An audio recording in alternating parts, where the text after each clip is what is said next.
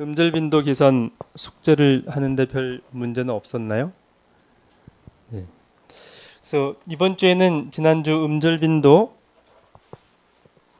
계산을 기반으로 해서 그 다음 단계 어절 빈도 계산을 하는 그런 방법하고 음절 빈도 계산하는 거나 어절 빈도 계산하는 거나 방법은 좀 메인 메모리를 어떻게 관리하느냐에 따라서 다를 수가 있고요.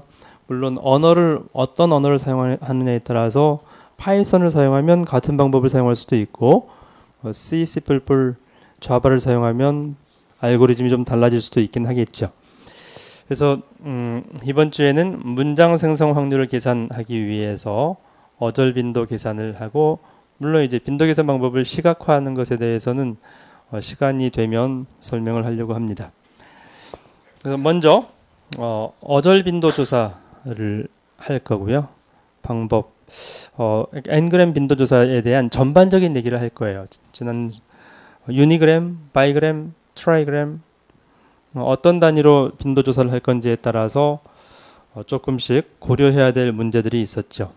그리고 그 빈도 조사가 결과를 가지고 문장 생성 확률을 계산할 수 있는데, 그러니까 임의의 문장이 있다고 하자. 나는 아침에 일찍 일어나서 밥을 먹고 학교에 가서 공부를 했다. 이렇게 문장이 있다고 한다면 이 문장이 발생할 확률, 출현할 확률을 계산할 수 있다는 거죠. 물론 그러려면 그 문장을 구성하는 각 단어들, 한국어의 어절들, 나는 아침에 일찍 일어나서 이 각각의 단어들에 대한 출현 확률을 계산하는 것이 우선이라는 거죠.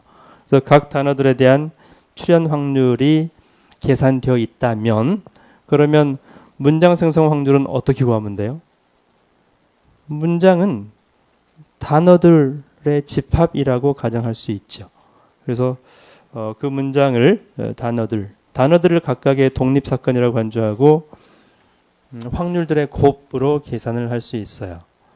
또는 그렇게 이제 어떤 문장을 나는 아침에 일찍 일어나서 이렇게 단어들의 집합이라고 문장을 정의하게 되면, 그러면 그 문장 생성 확률의 정확도가 떨어지죠. 그래서 정확한 계산을 하려면 나는 뒤에 아침에 뒤에 일찍 뒤에 일어나서 이렇게 선후 관계를 고려해야 되거든요. 그래서 선후 관계를 고려하려면 각 단어들이 독립사건이 아니라 조건부 확률 형태로 계산돼야 되는 거죠.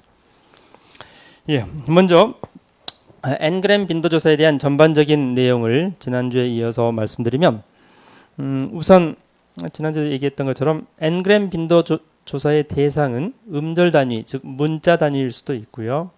어절 단위, 단어 단위일 수도 있고요. 또는 키워드 단위일 수도 있는 거죠.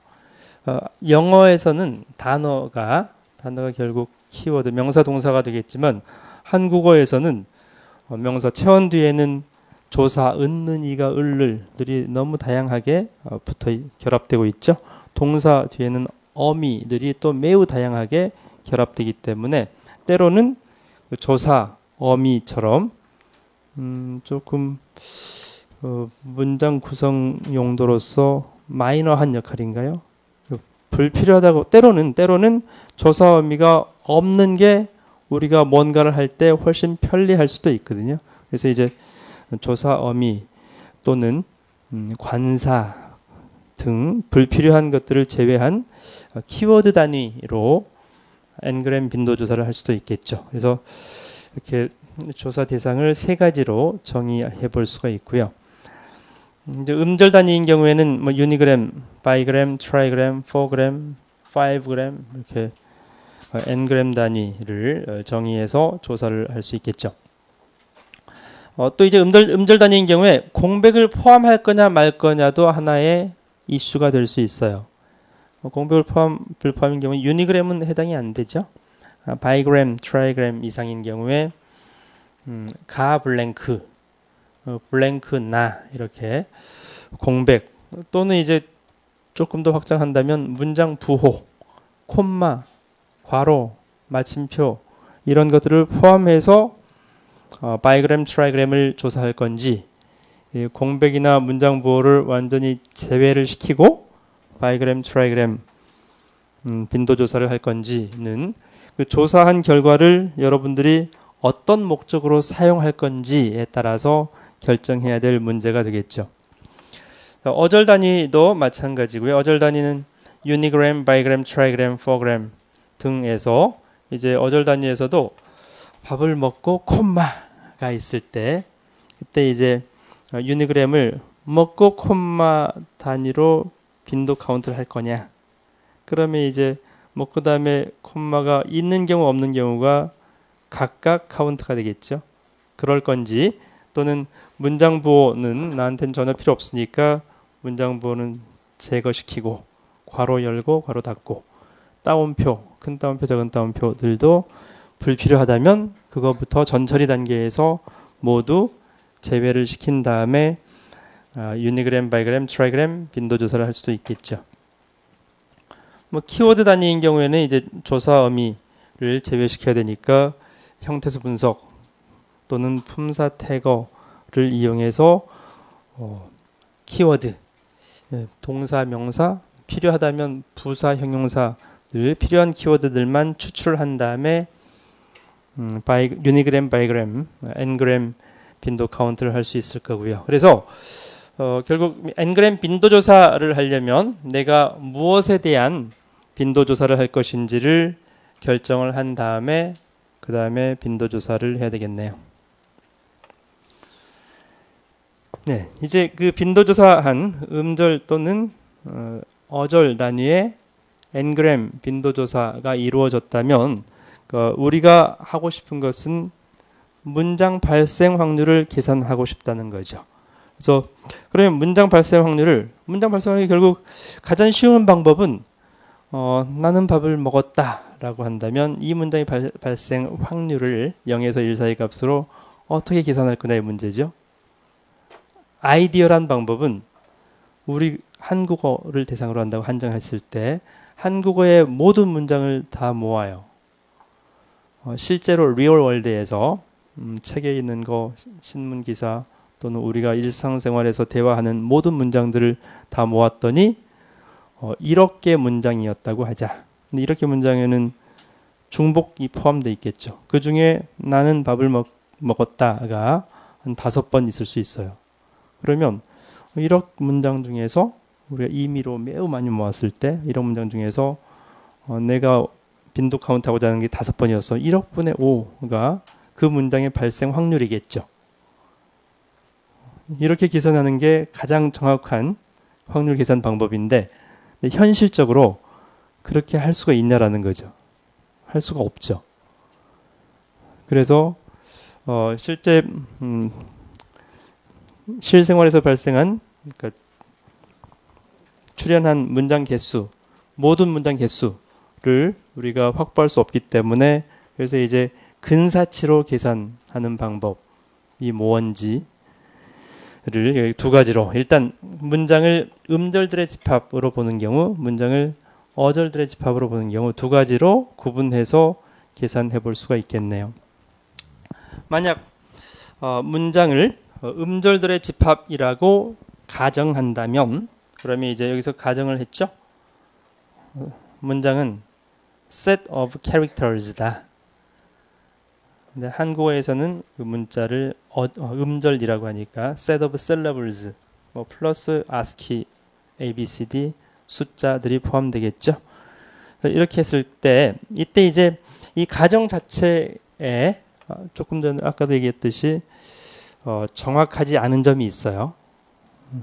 나는 밥을 먹었다. 나는 밥을 먹었다라는 음절들이 이 문장을 구성하는 이 문장이라고 근사치로 한 것 자체가 많은 정보가 누락되는 거잖아요. 물론 그렇긴 하지만 그렇더라도 일단 가장 쉬운 방법이 문장을 문자들의 집합, 음절들의 집합이라고 가정하는 거였기 때문에 그리고 각 음절들에 대한 빈도 계산은 지난주에 여러분들이 계산을 해봤으니까 그 계산 결과를 가지고 아무 문장이 들어오면 나는 밥을 먹었다가 들어오면 확률들의 곱으로 계산을 문장 확률을 계산할 수 있다는 거죠. 그래서 이제 어떤 입력 문장 S를 실러블들의 집합, 실러블의 약자로 S라고 표현했네요. S1 나, S2 는, 세 번째 음절 밥, 네 번째 음절 을, 이렇게 각각 각 음절들의 집합이라고 가정했죠. 집합이라고 했고, 그랬을 때 이 나하고 는 하고 밥하고 을 각각의 음절들은 서로 독립 사건으로 간주가 되는 거죠. 집합이니까. 실제로는 나 뒤에 는이 있고 는 뒤에 밥 뒤에 을 이렇게 나오지만 집합으로 간주했기 때문에 독립 사건으로 근사치가 되는 거고요. 그렇다면 이제 PS 문장 S의 확률은 각 음절들의 확률의 곱으로 계산될 수가 있는 거죠. PS1, PS2, PSN. 그래서 여기 SI를 저 분명히 어제 아래 첨자로 했는데 또 아래 첨자가 아니네. 네, 이렇게 계산하는 것은 쉽겠죠. 우선 여러분들이 지난번에는 이 각 음절들의 확률까지 계산 안 했었죠. 그냥 빈도 카운트만 하고 말았죠. 확률 계산은 어떻게 하면 돼요? 어떤 전체 음절 발생한 음절 개수 분의 이 음절의 빈도로만 하면 되는 거죠. 그래서 여러분들이 음절 빈도 카운트 할 때 텍스트 파일 큰 게 있었을 텐데 거기에 이제 나는 이런 것들이 중복되어서 있죠. 그 전체 음절들의 개수가 100만 개였다고 하자. 그 중에서 나가 100번이었다고 한다면 100만 분의 100을 음절 출현 확률로 쉽게 간단히 계산할 수 있으니까요. 그렇게 계산을 한 다음에 그러면 이제 아무 문장이나 들어오면 대부분의 음절들은 그 웬만하면 다 출현을 했죠. 한 번 이상. 그래서 확률이 0인 경우는 거의 없겠죠. 그러니까 빈도조사 대상의 텍스트 파일이 너무 작았으면 0인 것도 있겠지만 충분히 어느 정도 크다면 대부분은 0은 아닐 거예요. 어쨌든 그래서 아무 문장이나 들어오면 그 음절 확률들의 곱으로 쉽게 계산할 수 있다는 거죠. 그런데 쉽게 계산하면 정확도가 떨어지죠. 그래서 음절 단위로 문장 발송을 계산할 때 정확도가 떨어지기 때문에 그러면 조금 더 정확한 정확도가 높은 문장 생성 확률을 계산하려면 음절 단위가 아니라 어절 단위로 하면 조금 더 정확한 확률을 계산할 수 있겠다는 거죠.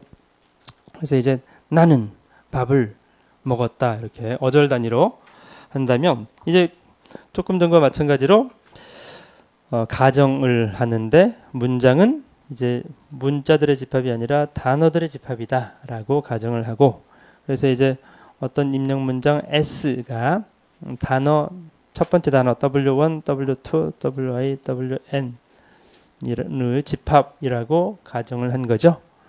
그러면 이제 각 단어 여기서 한국에서 어절들에 대한 출현 확률을 계산하는 것은 뭐 음절 빈도 조사하는 것과 마찬가지 방법으로 각 단어들에 대한 출현 확률을 계산을 하고 그리고 그 문장을 구성하는 단어들의 확률 값을 곱으로 문장 출현 확률을 계산할 수 있죠. 그래서 이번 주 실습하고 과제는 이제 어절 단위 빈도 카운트 하고 어절 단위로 문장 생성 확률을 계산하는 것을 하려고 해요.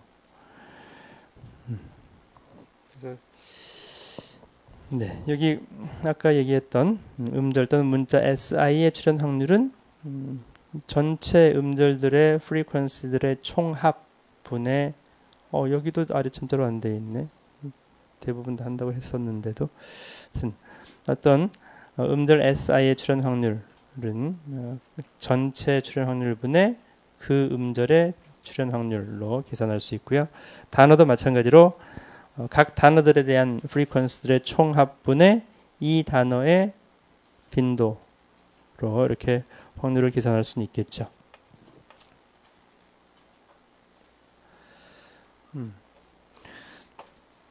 그러면 이제 여기서 얘기하는 것은 그러니까 이번 주 실습하고 과제라는 것은 음절이 아니라 어절. 어절 뭘 쉽게 하기 위해서 그냥 콤마는 붙어 있든 그냥 스페이스 단위로 처리하는 게 여러분들이 쉽게 하는 방법이죠.